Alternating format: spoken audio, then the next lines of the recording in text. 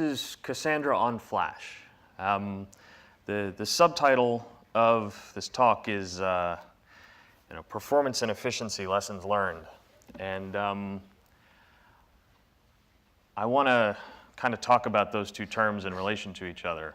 A lot of people think of flash memory as just a way to make something fast. But it's really not all about that. The efficiency side, in my mind, is actually a little more important because it lets us start to think about building Cassandra clusters in a different way that gives us potentially a way to run our operations using fewer resources. It's about doing less with more. So if we really want to figure out how we're addressing Cassandra and efficiency, it's important to look at what efficiency really means. The state or quality of being efficient. That doesn't help us much. So this brings us to efficient. Especially of a system that should be or machine, achieving maximum productivity with minimum wasted effort or expense. All right, so now we know that we're looking at kind of a minimization problem. That's better. All right. How many of you are like in a lunch coma right now? Because I can kind of amp up the energy level if that will help a little bit, because I'm honestly feeling a bit of a sugar crash right now. So when we talk about this efficiency, one of the things that's important to look at are the characteristics of the storage media that we're using. The typical storage media that you find almost everywhere is spinning disk. And we see that the characteristics of flash and spinning disk, are similar. But something that isn't really similar are the operations per second that we can handle with flash versus spinning disk. And when we compare these costs, we're already seeing a cost efficiency for flash where we are essentially able to do more with less, right? If we look at it strictly in terms of dollars per gigabyte, maybe the equation doesn't come out in favor of flash. But for a database system, particularly an OLTP type database system like Cassandra, that's really not the metric that we necessarily need to be looking at. Okay, so if we're talking about Cassandra and flash, maybe it helps to understand a little bit more about what flash is. So this is a pictorial representation of a flash memory cell. It's been around since 1980, invented by Dr. Fujio Masuoka at Toshiba. And it is really the first mainstream persistent memory. So what do we mean by persistent memory? It's a solid state storage cell that does not lose its information when power is taken away from it. So you can turn it off, put it somewhere, turn it back on, your data's still there. I do want to kind of accelerate this talk a little bit. Normally I cover a little bit more about the operations of NAND flash memory, but we'll see how much time we have left at the end. We might come back at this. But some jargon that is good to know about as you're looking at flash memory technologies. You hear things like SLC, MLC, even TLC now. These refer to essentially the density of the cell. So SLC is a single level cell or single layer cell, which means each cell holds one bit of information. Multi-layer cell refers to flash cells that hold 2 bits of information, and TLC refers to 3 bits of information, basically. And then the other piece of jargon that is good to be aware of is this term FTL, which is the flash translation layer. And the flash translation layer is really, it's logic that is there to assist with some of the quirks of flash as a storage media. And if we have a little bit more time, we can come back to some of those quirks, but I don't want to get into too much before talking about the main point of this talk. So flash is now available to us because we have all these consumer electronics devices that really needed it as a storage media. I don't know if any of you remember the bad old days of personal electronics, but it used to be that when you had a Palm Pilot, you had to keep it charged or it would forget what you told it. And you'd run out of battery because you were up late playing Bejeweled, and your battery would die and you had to go back and hot sync and you lost your day's worth of stuff and it wasn't good. But now, digital cameras, iPhones, thumb drives, this is my favorite graphic ever, by the way. It's a thumb drive. That's a thumb. You can't beat that.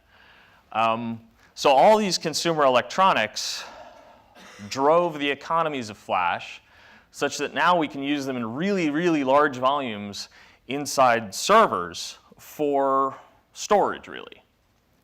So what does that look like? This is kind of what most people have been familiar with for a long time, the SSD, or solid-state disk. And then there's another kind of generation of flash devices that are PCIe attached. And these either have the kind of controller infrastructure on them that is similar to an SSD, or they're completely controller-free and they are exposed to the operating system as a block device by some kind of software layer. So to give you an idea of how that manifests in terms of system performance between the two architectures, this is kind of what it looks like in terms of the number of hops required to get data from your storage into your DRAM if you've got, say, SSDs behind a RAID card, right? And this is what you can do if you have a technology that can basically DMA directly into the DRAM. So this results in essentially an advantage in latency. And latency is important, especially in situations where you want to have a very good response time at low queue depth. We see, and so queue depth is how many IOs are outstanding. And we see that in real world applications, response time, very low latency at low queue depth is important because it allows the machine to be efficient even when we're not in like a benchmarking scenario where we're throwing a whole bunch of IO at the machine and allowing the operating system to, queue things up and kind of do batch and parallel operations. So that's flash. That's the technology we're talking about. So what about Cassandra? So a lot of people here are very well versed in Cassandra.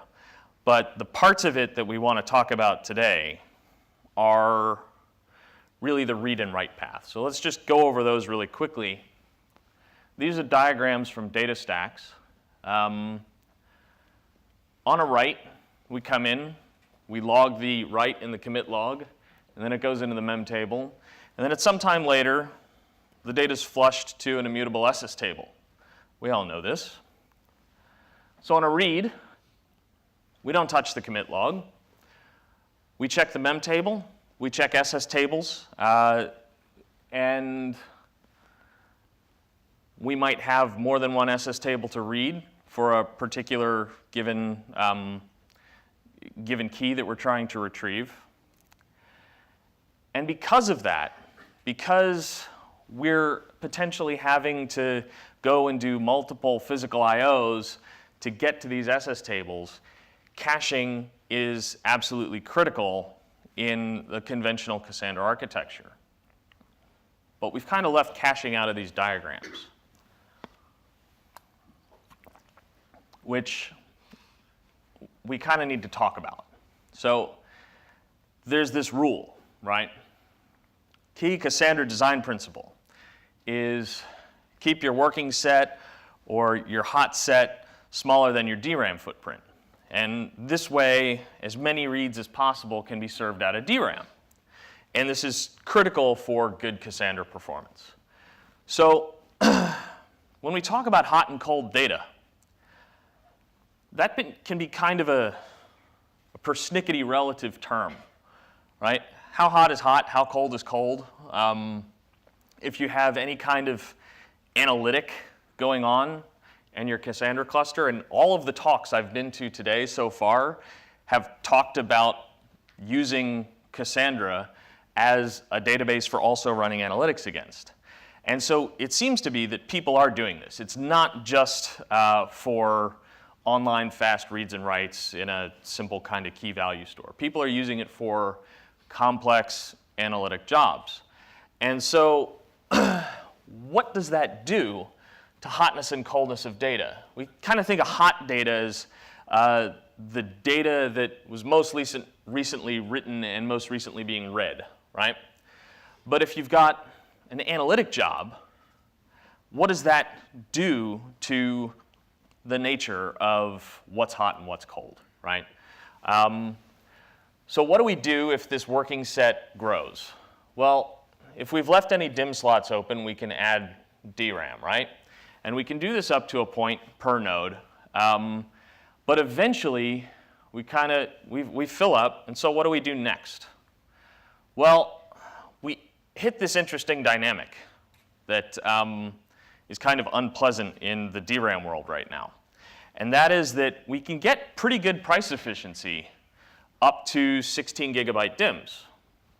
But then we hit 32 gigabyte DIMMs, and the price goes through the roof, through most of the suppliers. So, but that's okay. This is scale-out software, right? So what do we do when we find ourselves in this scenario? We just add a node. It's actually cheaper to get another node with 16 gigabyte DIMMs than it is to put a whole bunch of 32 gigabyte DIMMs into a node you've already got. So we do that. So let's kind of go back to this degenerate case where we've got one server. Let's say we're starting out, and let's just look at a simple case of Cassandra. So we've got one server. Let's say we have 32 cores in this box with hyperthreading turned on, and we've got 8 DIMM slots, so we can get 128 gigabytes of DRAM into the database. So 128 gigabytes in big data land isn't necessarily that large of a database. So what happens if we have more working set than 128 gigabytes? Well, we scale out, right? So what happens if we follow this dynamic of essentially scaling out to get a bigger OS page cache, right? Because that's what we're doing. We're not necessarily always being as efficient as we could be. So we probably have now over-provisioned CPU resources. Are you really using 192 CPU cores to serve a sub-terabyte database or a sub-terabyte working set of a database? There's probably resources going significantly underutilized in this situation. So that might be okay at relatively small scale, right? But Cassandra is a system where people do grow into the thousands of nodes. And while that's really, really cool, we want to make sure that we're doing that efficiently. We don't want to waste resources. We don't want to waste power. Power is expensive. And it also, there's this carbon footprint side effect of that.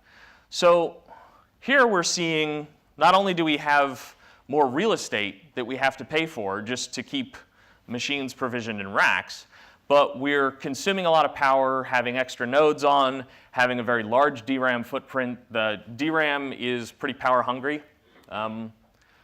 So what's the other way to do it, right? So Flash kind of sits in the middle in terms of what we expect from storage performance and the response time we get from DRAM. So it's almost as fast as DRAM, but DRAM isn't persistent. And flash is persistent, but it's much faster than disk. So it gives us a new way to do an architecture for databases like Cassandra. So let's talk about kind of the nitty-gritty of how we actually roll out flash in Cassandra.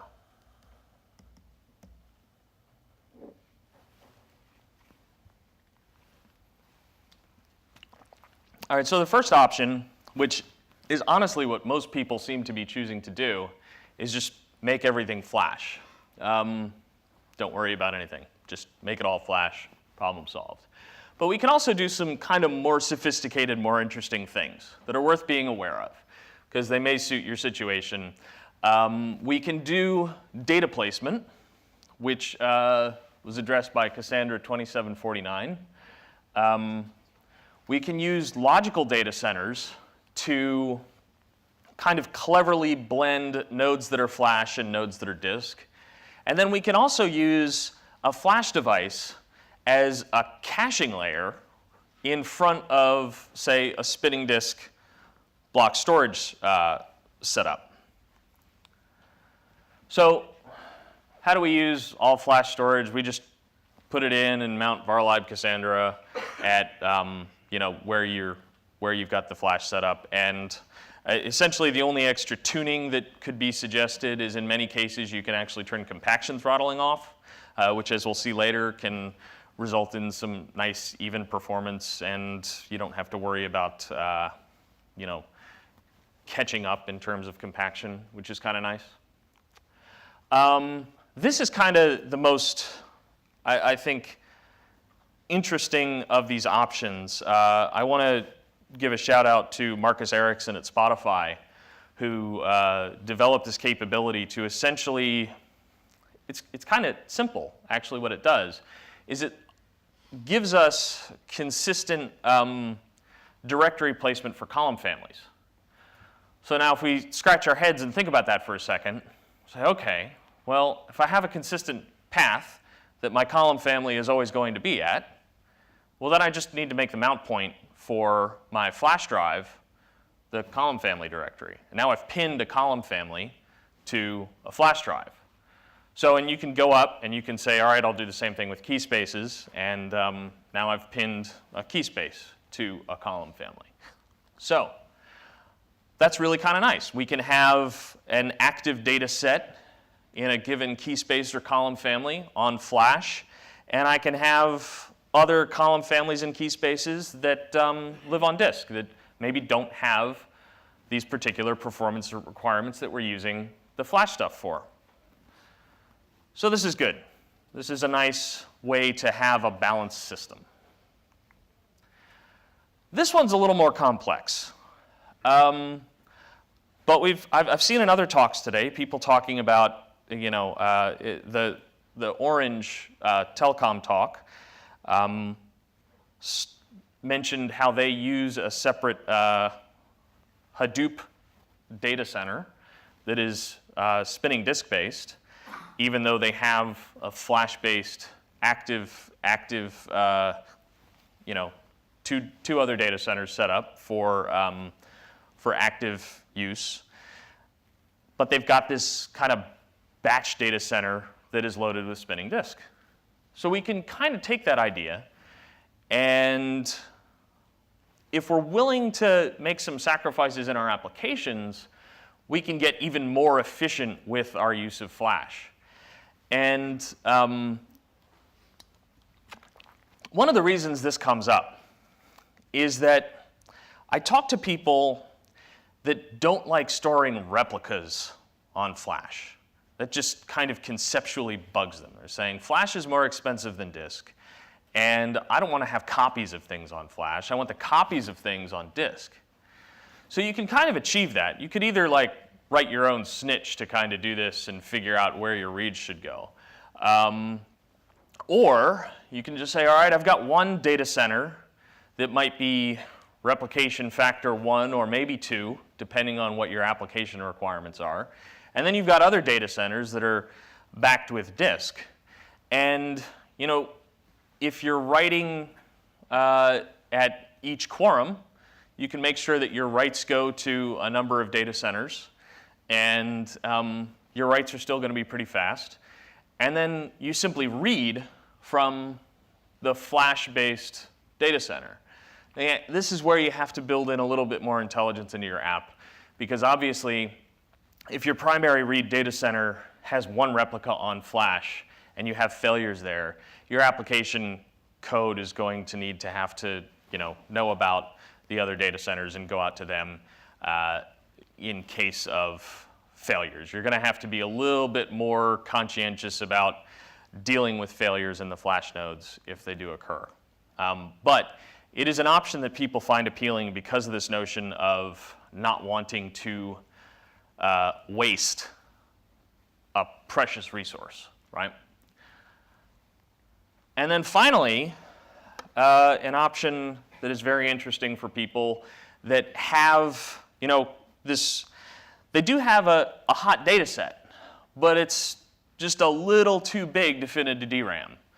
So Flash allows us to have a cache that is cheaper in terms of cost per gigabyte and much larger than what we would be able to do if we were just looking at DRAM caches. So that's kind of a nice balance, and this is very appealing to many people. It is hard to sometimes get up and running. The reason for that is that in order for these to work, if you're not talking about some kind of device that has some flash built onto the hard drive, right? Those kind of make it all transparent. But if you are talking about using a flash device in conjunction with some other disk resources, you've got to have a software layer sitting in there and doing that. And I'm speaking here in the context of Linux because that seems to be the most relevant context that I run into. You've really got to get in there and sit between your disk and the flash interface in the kernel. Because what you're doing is you're essentially adding a new block device that is a combination of many block devices. You've got this cache layer sitting there in front of your other spinning media. So there's a couple of open source ones, and then we also have a commercially available one. The open source Flash cache is probably the best known. It was developed by Facebook, and it is a write-through cache. B cache is also a write-through cache. So this is terminology, caching terminology that may not be familiar to everybody. So a write-through cache is essentially a cache that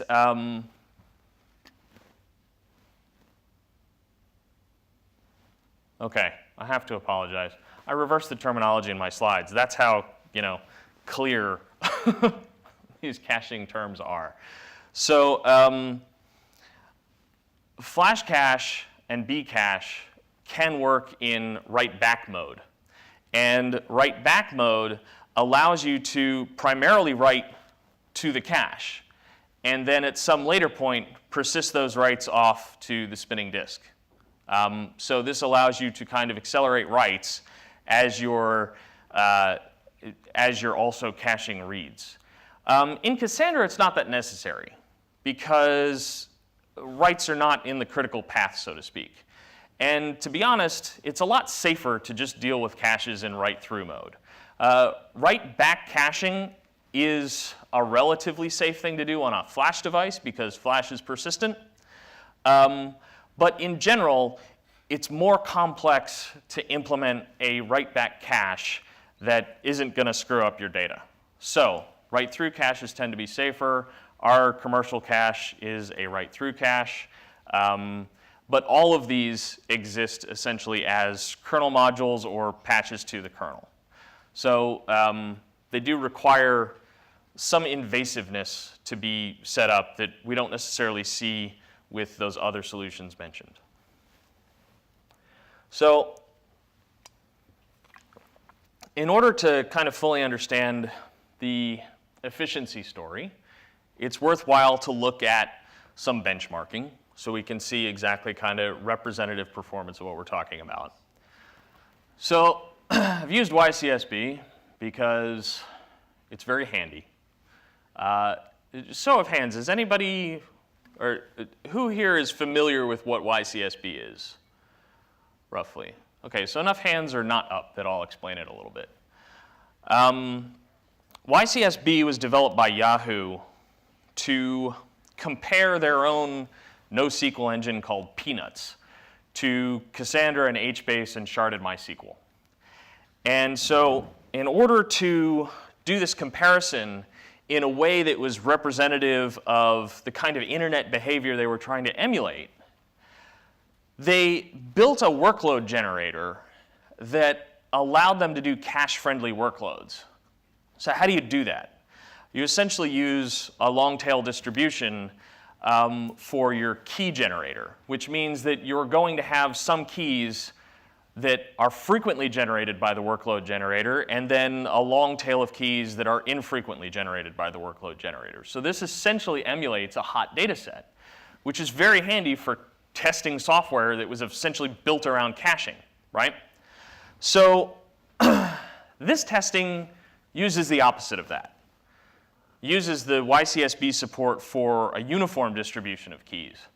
And the reason we're doing that for this performance illustration is to kind of show the difference of what we expect to see when we're really going to be hitting the entirety of the data set with even likelihood, and what kind of performance can we expect under those conditions. So if you did then have some kind of cache-friendly workload on top of that, as your real-world workload, you would expect relatively higher performance. So I also want to call out that these machines are only set up with 24 gigabytes of DRAM. So a relatively low DRAM footprint. But we are using a nice fast 10 gig network here as the interconnect. So this is 5 nodes of Cassandra, 1 workload generator node connected over 10 gig Ethernet. It is roughly a 5-to-1 DRAM to storage ratio. So this is a 10-hour run of a 50-50 read-write uniform distribution. Now, while we do have kind of a wide band here of the performance over time, it stays relatively high.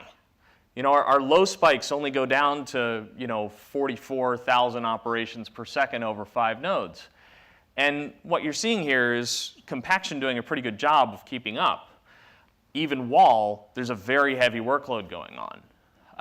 If you ever do YCSB benchmarks, please always kind of include these 95th and 99th percentile numbers that YCSB so graciously spits out for you, because they really do help illustrate the not so good case part of the scenario, right? So you're always going to have some requests that are slower than others. So here, even 10 hours of heavy read-write workload, our 99th percentile for the read latency is under 50 milliseconds. That's pretty good. Here's another chart which allows us to kind of learn something about the latency versus throughput dynamic. So this isn't even necessarily about Flash in particular. The numbers are kind of interesting from a Flash perspective, but what we learn from this is if we look at the number of client threads, we see that at 200 and 300 client threads, we're doing almost the same amount of throughput, but our latency numbers are a bit more different, and we're seeing that we're kind of pushing up latency even though we're getting the same amount of work done, basically because we're overworking the nodes at this point. So this is where it's important to understand and be aware of the number of individual or the overall client load that you're seeing against the overall cluster. And this, I should point out, this can also be indicative of a bit of a limit in YCSB. So we're looking at a combination of a couple things here. But if we look at the 75 thread workload, we still have fairly high throughput. We're at a significant percentage of the 200 and 300 thread workload, but we have much lower latency. Even on the 99th percentile of the read workload here, we are at 5 milliseconds. So obviously, since this is a 95.5 workload, we're doing far less writes and there's less compaction going on, so we can have commensurately faster reads. So even at 75 threads, we're pushing, over 11,000 read ops per second per node, and maintaining sub 5 millisecond latency even at the 99th percentile, which is really, really good. So now let's kind of go back to this question of efficiency and say, okay, so we've learned something from these numbers in terms of we've thought about how we can build a cluster differently that might more efficiently use resources. We've learned kind of that we can expect good performance from the storage media if the storage media is not having to worry about actually physically moving an arm around and spinning cylinders and those kinds of things. There's literally mechanical contention when you have disk-based clusters and you have a heavy workload. And it's very, very difficult for that kind of physical machinery to keep up with a heavy workload. So one of the best write-ups on Cassandra consolidation of all time is by Adrian Cockcroft of Netflix. And this is when Amazon EC2 actually came out with flash-enabled nodes. And to kind of summarize this, what they were able to do was take a total of 84 nodes, I think, that were a combination of Cassandra nodes using the high memory instances that EC2 had, plus memcached instances that they were using for caching in front of Cassandra, and replace those 84 nodes with a 15-node flash-based cluster at some ridiculous cost savings. So, highly recommend finding this blog post and reading about it, because that really is kind of really gets you thinking about how efficient it is to follow this model of scaling out for DRAM so that our ever-expanding working set fits into memory. Maybe the better thing to do is just to assume that the entire thing is working set. So to illustrate what this looks like physically, one of our clients, Spotify, released these numbers on the consolidation that they're able to get going to a flash-based setup for many of their Cassandra clusters. And they run a lot of Cassandra clusters. So they're seeing basically a 3 to 4x consolidation factor, and that's before even migrating to Cassandra 1.2 or 2.0, where we really can store much more data per node. But at the same time as they're getting this overall consolidation factor of 3 to 4x, they're also seeing latency drop by 3 to 6x.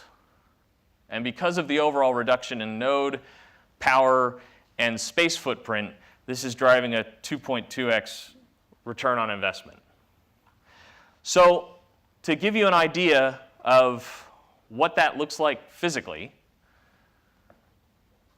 we're talking about, the ability to remove racks from Cassandra clusters, which is, I think, pretty cool. I mean, I think we should all, as system architects and everything, try to be a little bit more cognizant of the amount of power we're consuming, because it's a lot. And this is simply a different way to build out scale-out architectures that, had Cassandra been designed in an era where Flash was this economical, it may have been designed around this kind of technology. We certainly are seeing databases like Aerospike, for example, that are being designed for Flash. Now, even though it's not designed for Flash, we can still use it with Cassandra. And we, I think, can expect that going forward, there's going to be motivation to have our database technology built for a new era of persistent memories or non-volatile memories that are going to continue to be evolving over the next 10 years. And this log-structured merge tree model, which works really well when you are looking at DRAM and disk, might not necessarily be the best way to continue building out databases when they are able to use an overall faster storage media, which is something that I think we should all be cognizant of as we're looking at how we build databases in the future. Okay, so that said, I did manage to do this pretty quickly. Let me see where we are. I'm happy to return some time to you because of the whole lunch coma factor, but yeah, that's... Any questions?